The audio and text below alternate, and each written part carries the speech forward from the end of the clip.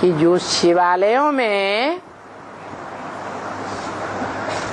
भारत में, देश में, विदेश में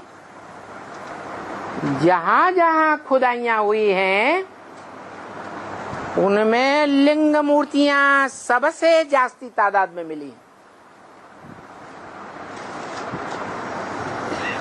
जो इस बात का प्रमाण है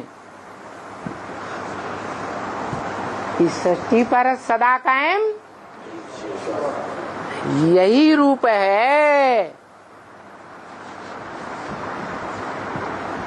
जिसे हम कहें हीरो पाटधारी, जिसकी यादगार भक्ति मार्ग के सात्विक समय में सोमनाथ मंदिर में दिखाई गई थी। क्या दिखाई गई थी? शिवलिंग। पत्थर के लिंग में हीरा जड़ा हुआ था। वो लिंग किसकी यादगार? और बिंदु रूप जो हीरा जड़ा हुआ था वो किसकी यादगार? शिव की यादगार। शिव हीरा मन पत्थर बनता है, हीरा हो या कोई भी रतन हो, तो सब पत्थर होते हैं, पत्थर बुद्धि ही बनते भी हैं। लेकिन शिव तो कभी पत्थर बुद्धि नहीं बनता। तो बताओ कि सोमनाथ मंदिर में जो हीरा था वो किस हीरो पाटधारी की यादगार है? हाँ, जो षष्ठी रूपी रंगमंच पर सदा काल का पाटधारी है, जन्म जन्मांतर हीरो पार्ट बजाने वाला है। उसका नाम ही है भारत। अविनाशी खंड जैसे कहा जाता है, ऐसे ही उस भारत खंड का वो चैतन्य पार्टधारी आत्मा अविनाशी है। जिस अविनाशी पार्टधारी के द्वारा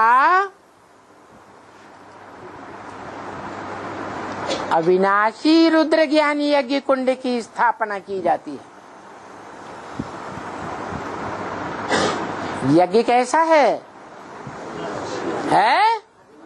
अविनाशी। मना उसका कभी विनाश नहीं होता। दुनिया का विनाश होगा, सारी दुनिया इस ज्ञान यज्ञ कुंड में स्वाहा हो जाएगी, लेकिन ये यज्ञ कुंड चालू रहेगा। सतयुग त्रेता में तो देवात्माएं ज्ञान के सार ज्योति बिंदु आत्मा में स्मृति में स्थित होकर रहते ही हैं। लेकिन द्वैतवादी द्वापर युग से भी, जहाँ दो दो धर्म, दो दो राज्य, दो दो भाषाएं, धर्म पिताएं आकर चालू कर देते हैं, उस द्वैतवादी युग में भी वो आत्मा हीरो पार्टधारी ही पार्ट बजाती रहती है।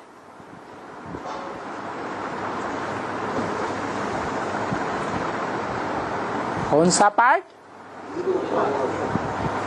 हीरो माने हीरा। हीरे में से क्या निकलता है? रोशनी निकलती है, ज्ञान की रोशनी। उसका नाम ही है भारत। भा माने ज्ञान की रोशनी, रत माने लगा रहने वाला, जो सदा काल ज्ञान की रोशनी में लगा रहता है। सत्यता को प्रत्यक्ष करने में लगा रहता है, सत्य को ही ज्ञान कहा जाता है। जो सत्य ज्ञान है वो असत्य से मिलकर रहेगा या टकराता रहेगा। तो जब से द्वैतवादी युग द्वापर शुरू होता है तब से लेकर झूठ खंड कलयुग तक भी वो आत्मा जो सतयुग के आदि में शास्त्रों में गई हुई है, सत्यवादी राजा हरिश्चंद्र, वो असत्य से टकराती रहती है। सत्य सनातन धर्म एक है, उसका प्रणेता एक है। सत्य एक होता है या अनेक होता है? और झूठ, झूठ के अनेक रूप हो जाते हैं। एक झूठ के पीछे दूसरा झूठ, दूसरे के पीछे तीसरा झूठ, झूठ का अंत ही नहीं दिखाई देता। परंतु झूठ का अंत आखिरी न होता ही है। जैसे झूठे झूठे धर्म पिताओं के द्वारा जो झूठे झूठे धर्मखंड बने, बौद्धियों के द्वारा चीन जापान धर्मखंड,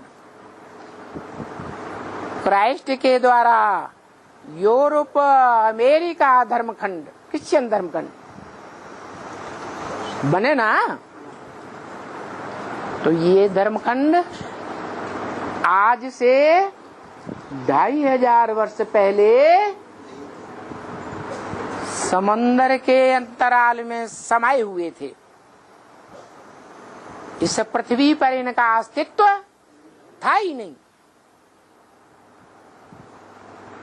तो विनाशी कहें या अविनाशी है? विनाशी। और जब संसार में महाविनाश होगा, कयामत होगी, तो फिर ये झूठे धर्मखंड नहीं रहेंगे और जो सच्चा धर्मखंड है भारत, वो ही बचेगा। क्यों सच्चा है? क्योंकि सत्य का सदा काल पार्ट बजाने वाला जो हीरो पार्टधारी है, इस सत्य रूपी रंगमंच पर सदा पार्ट बजाता है। भले कोई मनुष्य मात्र उसे पहचान पाए या न पहचान पाए। यही कारण है कि निराकार आत्माओं का निराकार बाप जब इस सृष्टि पर आता है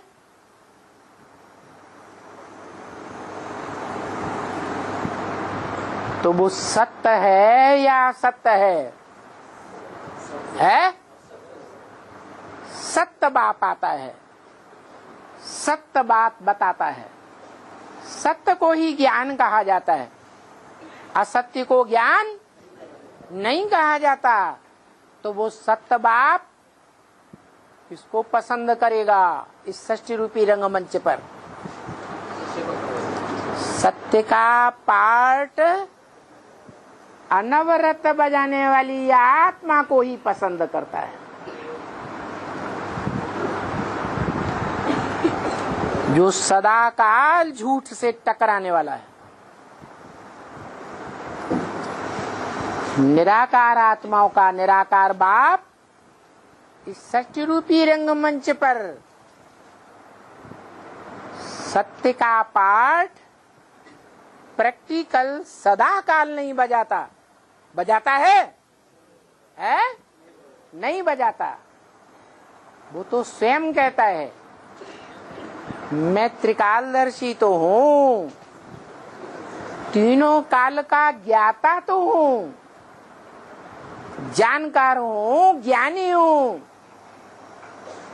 ज्ञान स्वरूप हूँ, परंतु मैं प्रैक्टिकल त्रिकालदर्शी नहीं हूं। माना मास्टर त्रिकालदर्शी नहीं हूं। मास्टर त्रिकालदर्शी तुम बच्चे बनते हो। तो जिनकी तरफ इशारा किया मास्टर त्रिकालदर्शी, वो नंबरवार होंगे या नहीं होंगे? और कितने होंगे? 4.5 लाख। 4.5 लाख प्रजा है या सब राजा हैं? 4.5 लाख। 4.5 लाख जो बीज हैं दुनिया के, वो सब राजा बनते हैं या राजाओं की प्रजा बनते हैं? प्रजा है। क्योंकि जो राजा बनते हैं वो बाप के गले का हार विजयमाला कही जाती है, रुद्रमाला कही जाती है। जो गले का हार बनते हैं वो बच्चे, जैसे कोई बाप का बच्चा होता है तो बाप उस बच्चे को प्यार से गोद में लेकर गले का हार बनाता है या नहीं बनाता? प्रैक्टिकल में बनाता है या सिर्फ कहने की बात है? प्रैक्टिकल में बनाता है। तो ये भी मनुष्य सृष्टि का बेहद का बाप है। वो भी बच्चों से कहता है कि तुम बच्चे माला रूपी संगठन बनते हो। माला माने संगठन। कैसा संगठन? जिस संगठन में, जिस माला में तुम आत्मा रूपी मण के नंबरवार पिरोए जाते हो। कोई लेफ्टिस्ट के रूप में, कोई राइटियस के रूप में, कोई ऊपर के मण के, कोई नीचे के मण के। लेकिन तुम बच्चों में जो राजयोग सीख करके पक्के पक्के राजाएं जरूर बनते हैं, उनकी संख्या कितनी है? 108। वो जो 108 बच्चे हैं वो रुद्रमाला के मणके हैं। यज्ञ का नाम क्या है? रुद्र ज्ञानी यज्ञ। क्यों? शिव ज्ञानी यज्ञ क्यों नहीं? ब्रह्मा ज्ञानी यज्ञ क्यों नहीं? विष्णु ज्ञानी यज्ञ क्यों नहीं? शंकर ज्ञानी यज्ञ क्यों नहीं? क्योंकि शंकर भी पुरुषार्थी है, याद में बैठा हुआ है। अपने से ऊंचे को याद करते हैं या कोई नीचे को याद करता है? तो जरूर शंकर जिसे याद करता है। मंदिरों में भी जो यादगार रखी हुई है, शिवलिंग पुराने मंदिरों में बीच में है और बाजू में दूसरी मूर्तियों के साथ शंकर की मूर्ति दिखाई जाती है। इससे क्या साबित होता है? शिवालय में, आलय माने घर, शिव के घर में शिव मुखिया है या शंकर मुखिया है? शिव मुखिया है। तो जो शिव है वो भी तब ही बनता है जब ऐसी याद की अवस्था में लीन हो जाए कि पता ही न चले कि ये शिव है या कोई देहधारी मनुष्य आत्मा है। क्या कहा?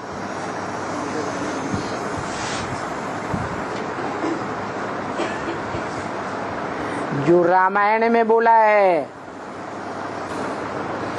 जेहि जानहु तेहि देव जनाई। जानत तुम्हें तुम्हें हुई जाई। तुलसीदास ने रामायण में लिखा और भगवान बाप के लिए बोला। क्या बोला? यही जानो, तुम जिसको जानते हो, तुम जिसको जानते हो, तीनों काल के रूप में जानते हो, पूरे रूप में जानते हो, अधूरे रूप में नहीं कि सतयुग त्रेता के रूप में जानते हो। सतयुग त्रेता में क्या पार्ट बजाता है, लेकिन वो त्रेता और सतयुग के बारे में नहीं जानते। कलयुग द्वापर में पार्ट बजाने वाले को जानते, तो पूरा जानते हो। धर्मपिता हैं, पूरे चक्र में पूरा पार्ट बजाने वाले हैं, नहीं है, तो वो उनके बारे में नहीं उतना बता सकता और बताने की दरकार भी नहीं है। वो तो उसके बारे में बताता है, वो जो तीनों काल में पूरा पार्ट बजाता है। तुम जिसको जानते हो उसको जानकारी दे देते हो कि तू कौन है और मैं कौन हूं। नहीं समझ में आया?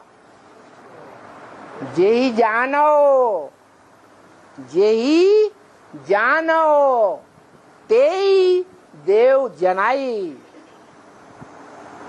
तुम जिसको पूर्ण रूप से जानते हो, तीनों कालों में जानते हो, उसको तुम ज्ञान दे देते हो, जानकारी दे देते हो। काहे की जानकारी? अपने स्वरूप की भी जानकारी कि तीनों काल में तेरा पार्ट क्या है और मेरी अपनी भी तुम जानकारी दे देते हो। जेहि जानो तेहि देव जनाई, और जानता तुम्हें हुई जाए। तुमको जानकर वो तुम्हारे जैसा ही हो जाता है। कौन? राम वाली आत्मा, जिसके लिए बोला ब्रह्म वाक्य में राम बाप को कहा जाता है, कृष्ण बच्चे को कहा जाता है। तो मनुष्य सृष्टि के बाप की जानकारी वो जानता है, उसके अलावा कोई नहीं जानता। तो वो जो जानता है वो ही मनुष्य सृष्टि के बाप को जानकारी देता है, और कोई को जानकारी नहीं देता है।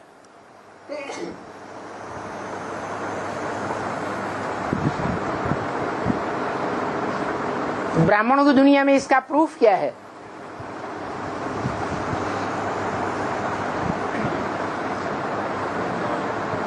भूल गए? सन 76 भूल गया? 76 कौन सा बाप? मनुष्य सृष्टि के बाप की पहचान उसने दी, उसी को दी। किस तरह दी? दादा लेखराज ब्रह्मा में प्रवेश करके ब्रह्म वाक्यों का उच्चारण किया, वेदवाणी बोली, और उस वेदवाणी को उसने पढ़ा ना, उसको सुप्रीम टीचर बन करके उसने पढ़ाया। उस वेदवाणी का क्लैरिफिकेशन सुप्रीम टीचर के अलावा कोई दे सकता है? तो उस सुप्रीम टीचर ने, जो सुप्रीम बाप भी है, उसने दादा लेखराज ब्रह्मा के तन में बैठ करके गीता ज्ञान उच्चारण किया, जिसके लिए बोला ये गीता ज्ञान है, गीता ज्ञान अमृत नहीं है।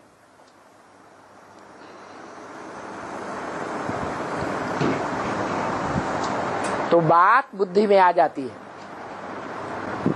ब्रह्मा के मुख से, दादा लेखराज के मुख से शिव बाप ने जो बोला वो गीता ज्ञान बोला, अमृत उच्चारण नहीं हुआ, अमृत नहीं निकला,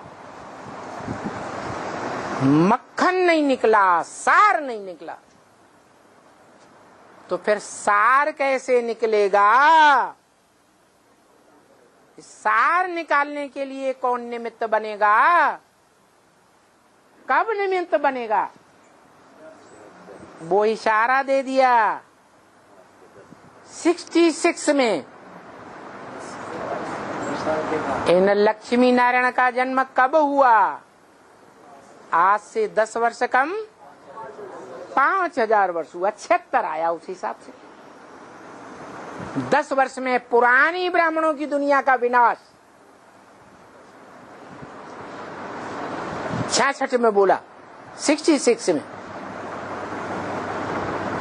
10 वर्ष में ब्राह्मणों की, माने ब्रह्मा कुमार कुमारियों की पुरानी दुनिया का विनाश हो जाएगा, विघटन हो जाएगा,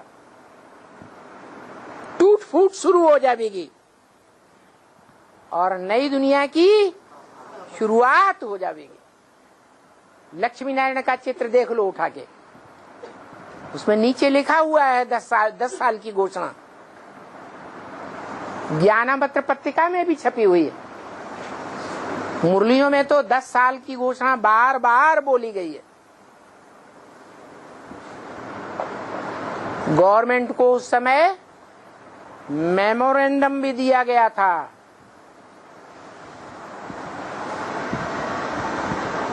तो 10 साल पूरे होते हैं और जो भी ब्राह्मण मात्र थे, ब्राह्मणों की दुनिया में, ब्रह्मा कुमारी ईश्वरीय विश्वविद्यालय में, उन सबने बाप का प्रत्यक्षता वर्ष 76 धूमधाम से मनाया। लेकिन ये किसी ने नहीं जाना ये कौन से बाप का प्रत्यक्षता वर्ष था, क्योंकि बेहद के 2 बाप बताए,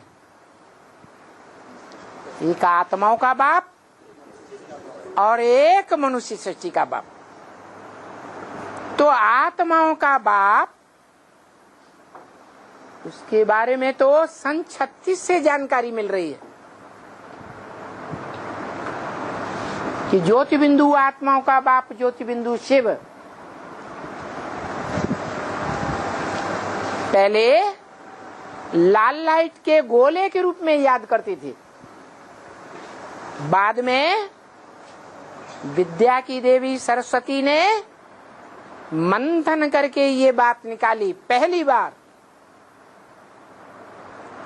कि जब आत्माएं ज्योति बिंदु हैं तो बाप भी ज्योति बिंदु होना चाहिए। तब से उस लाल लाइट के गोले में बिंदु रखना शुरू कर दिया। तो जो बिंदु बाप का नाम पड़ता है, क्योंकि और आत्माओं के शरीर का नाम पड़ता है और शिव बाप का आत्मा बिंदु का नाम पड़ता है शिव। तो शिव को तो पहले से ही जानते हैं।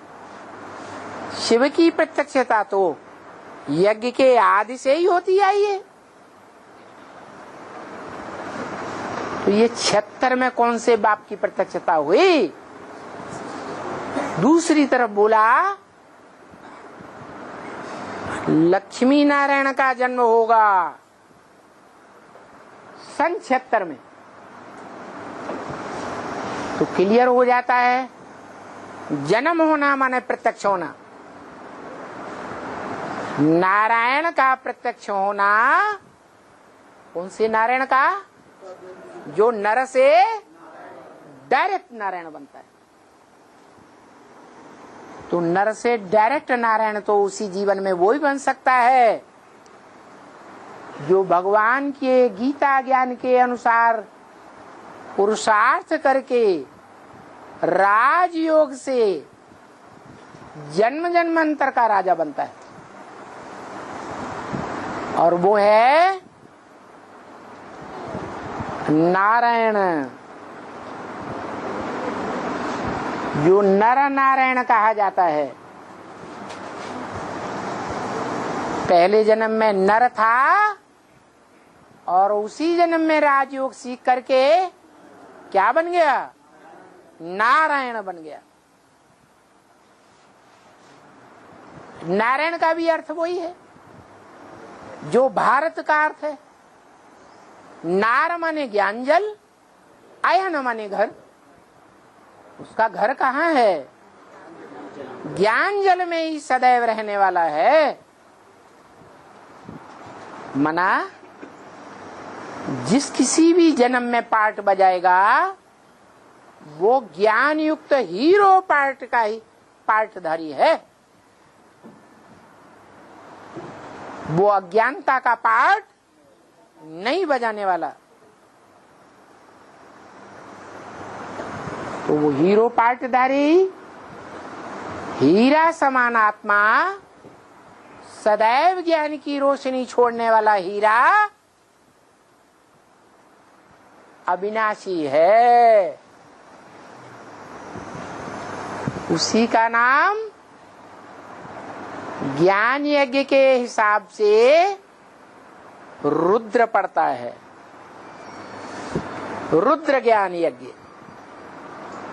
किसके द्वारा आरंभ हुआ? अरे ब्रह्मा कुमारी विद्यालय किसके द्वारा आरंभ हुआ? ब्रह्मा के द्वारा। क्रिश्चियन धर्म किसके द्वारा स्थापन हुआ? क्राइस्ट के द्वारा। बौद्ध धर्म किसके द्वारा स्थापन हुआ? बौद्ध के द्वारा। ऐसे ही यहाँ जो प्रणेता है, रचयिता है, उसी का नाम गाया जाता है। तो ये जो रुद्र नाम पड़ा, रुद्र ज्ञान यज्ञ, किसका ज्ञान यज्ञ? रुद्र का ज्ञान यज्ञ। ये रुद्र और रुद्र का ज्ञान यज्ञ दोनों विनाशी हैं या अविनाशी हैं? ज्ञान यज्ञ अविनाशी है तो रचने वाला रुद्र भी अविनाशी है। रुद्र माने रौद्र रूप धारण करने वाला। रौद्र माने भयंकर रूप धारण करने वाला। कैसा भयंकर? ऐसा रौद्र रूप धारण करता है कि सारी दुनिया का विनाश करता गाया हुआ है, लेकिन उसका विनाश नहीं होता। तो अविनाशी हुआ या विनाशी हुआ? अविनाशी है। इसलिए उस रुद्र ज्ञान यज्ञ कुंड का नाम रखा है क्या? वो तो रखा। उस शरीरधारी के लिए बोला गीता में, इदं शरीरम कौन्तेय क्षेत्रम मित्यवधीयते। हे कौन्तेय अर्जुन, ये जो तुम्हारा शरीर रूपी रथ है ये धर्म क्षेत्र है, कुरुक्षेत्र है। क्या है?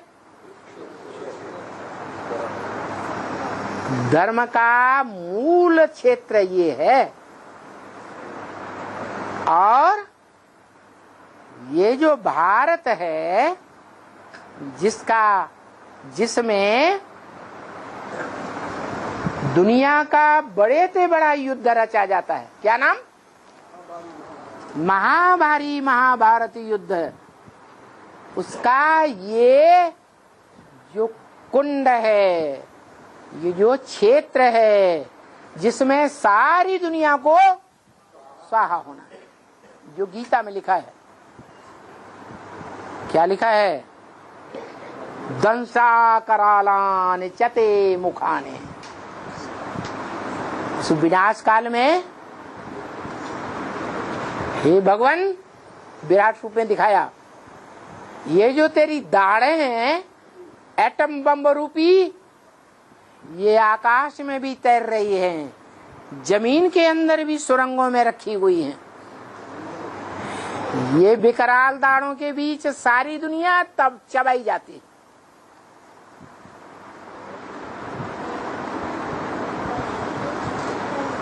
क्या देवताएं, देवात्माएं, क्या ऋषि मुनियों की आत्माएं, क्या मनुष्य आत्माएं, क्या राक्षसी आत्माएं, क्या प्राणियों की आत्माएं, सब तेरे मुख में घुसे चले जा रहे हैं। ऐसे गीता में बोला। कब की बात?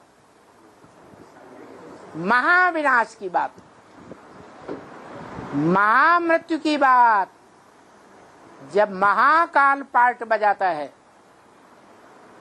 रौद्र रूप धारण करता है, तो किसी को नहीं छोड़ता, क्योंकि इस दुनिया में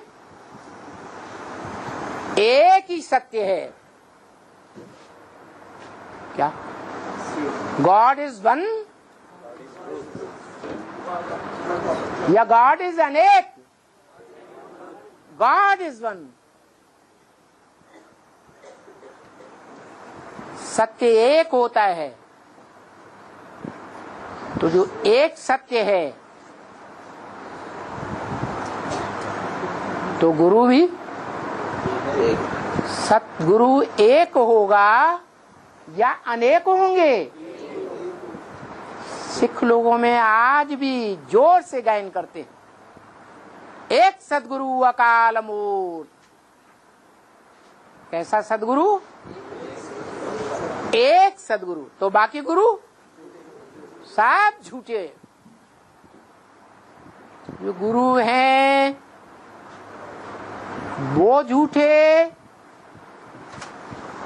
तो गुरुओं के आधार पर चलने वाले सारे भक्त भी सब झूठे।